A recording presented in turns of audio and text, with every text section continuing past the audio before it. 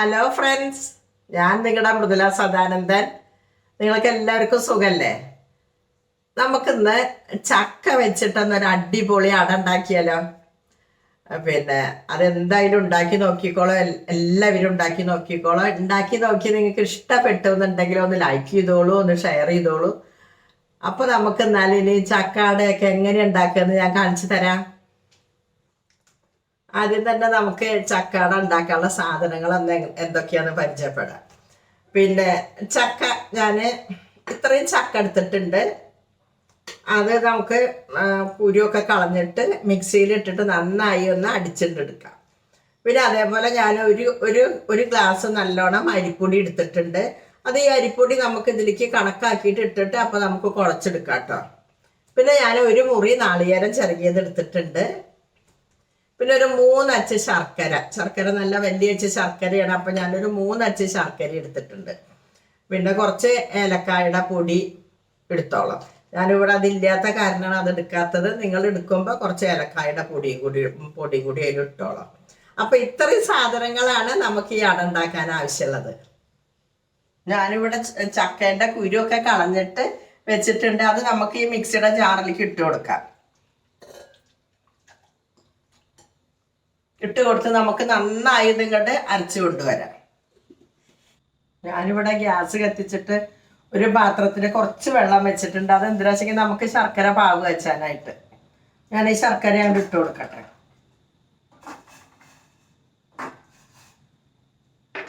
ശർക്കര നന്നായിട്ടൊന്ന് ഉരുകി വരട്ടെ. ശർക്കര ഇവിടെ നന്നായിട്ട് പാവായി വന്നിട്ടുണ്ട്. നമുക്ക് അതൊന്ന് അരിച്ചിട്ട് ഇങ്ങോട്ട് ഒഴിക്കാം. പക്ഷെ നമുക്ക് ചൂടോടെ തന്നെ വേണം നമുക്കത് അങ്ങോട്ട് കുഴച്ചെടുക്കാൻ. നല്ല ചൂടല്ല, എന്നാലും ഒരുവിധം ചൂടോടെ.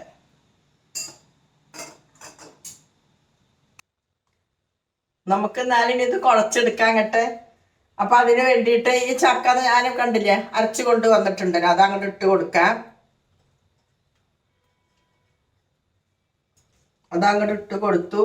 ഇനി നമുക്ക് അരിപ്പൊടി ഇട്ട് കൊടുക്കാം. അരിപ്പൊടി നമുക്ക് ആവശ്യത്തിന് നോക്കിയിട്ട് ഇങ്ങനെ ഇട്ട് കൊടുക്കാം. കുറച്ച് നോക്ക്.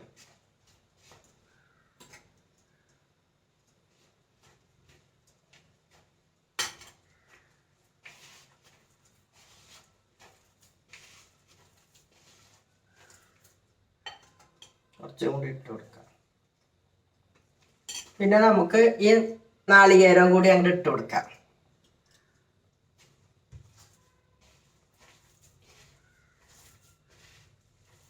നാളികേരം ഇട്ട് കൊടുത്തു. ഇനി അരിപ്പൊടി മതി, ഇത്രയും അരിപ്പൊടി മതി.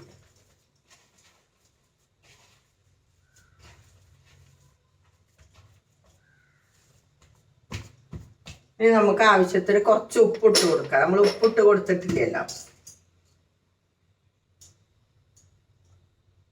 ഉപ്പിട്ട് കൊടുത്തു. ഇനി നമുക്ക് ഈ ശർക്കര പാവ് കുറേശ്ശെ ഒഴിച്ചു കൊടുക്കട്ടെ. നല്ല ചൂടാണല്ലോ.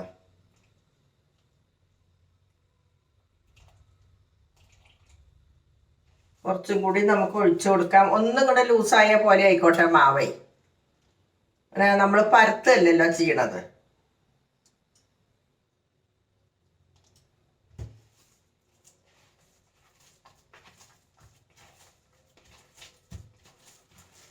കണ്ടില്ലേ, കുറച്ചും കൂടി നമുക്ക് ശർക്കര പാവ് ഒഴിച്ചു കൊടുക്കാം.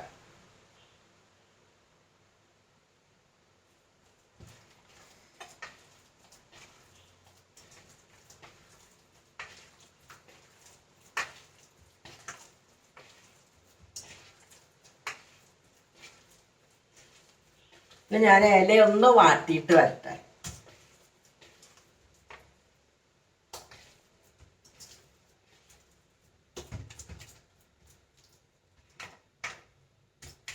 ഞാനിവിടെ ഇല നന്നായിട്ടൊന്ന് കഴുകി തുടച്ച് ഒന്ന് ചെറുതായി ഒന്നും കൂടി വാട്ടി കൊണ്ട് വന്നിട്ടുണ്ട്.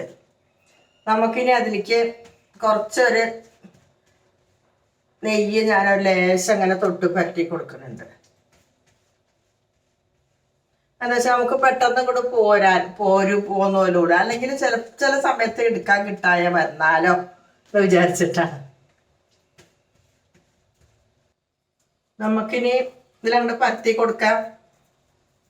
നമ്മളിങ്ങനെ പരത്തി കൊടുക്കുകയാണെങ്കിൽ ഇങ്ങനെ പരത്തി കൊടുക്കാം. അതല്ലാന്നുണ്ടെങ്കിൽ എളുപ്പത്തിന് വേണ്ടിയിട്ട് നമുക്ക് ഇതിവിടെ വെച്ച് കൊടുത്തിട്ട് ഇങ്ങനെ അങ്ങോട്ട് ആക്കിയാൽ ഇങ്ങോട്ട് പരത്തിയെടുക്കാം.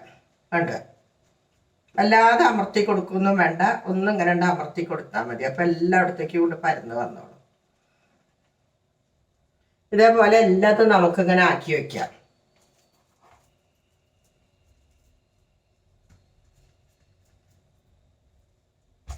കണ്ടില്ലേ?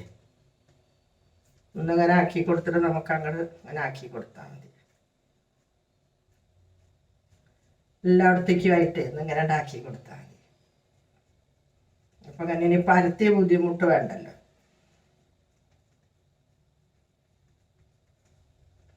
അപ്പം ഇനി ഇതേപോലെ ഞാൻ എല്ലാതും ആക്കി വെക്കട്ടെ.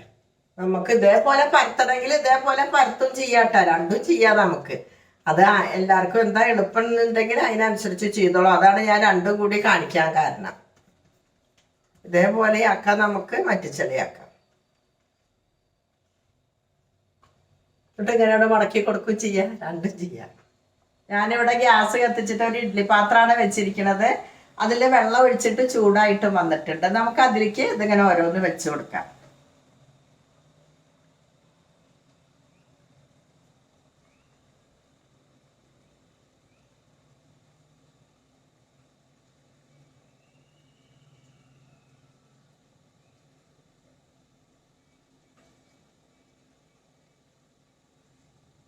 നമ്മളിപ്പോൾ ആ കുഴയ്ക്കണ സമയത്തുണ്ടല്ലോ, അപ്പോൾ ഏലക്കായുടെ പൊടി ആ സമയത്ത് അതിലിട്ടിട്ട് കുഴച്ചാൽ മതി കേട്ടോ. ഇനി നമുക്ക് ഇത് അടച്ചു വെച്ചിട്ട് ഒരു 20 മിനിറ്റ് ഒക്കെ, ഒരു 20-21 മിനിറ്റ് നന്നായിട്ടൊന്ന് വെന്തോട്ടെ. ഞാൻ മീഡിയത്തിലാണ് ഇട്ടിരിക്കുന്നത്. ആദ്യം ഞാനൊന്ന് ഫുള്ളിലിട്ടിട്ടുണ്ടായിരുന്നു, പിന്നെ ഒന്ന് ചെറുതാക്കി വെച്ചിട്ടുണ്ടെങ്കിൽ അന്ന് ഒരു 20-21 മിനിറ്റ് ഒന്നും കൂടെ ആയിക്കോട്ടെ. നമുക്കിനി ഇതൊന്ന് തുറന്ന് നോക്കുക.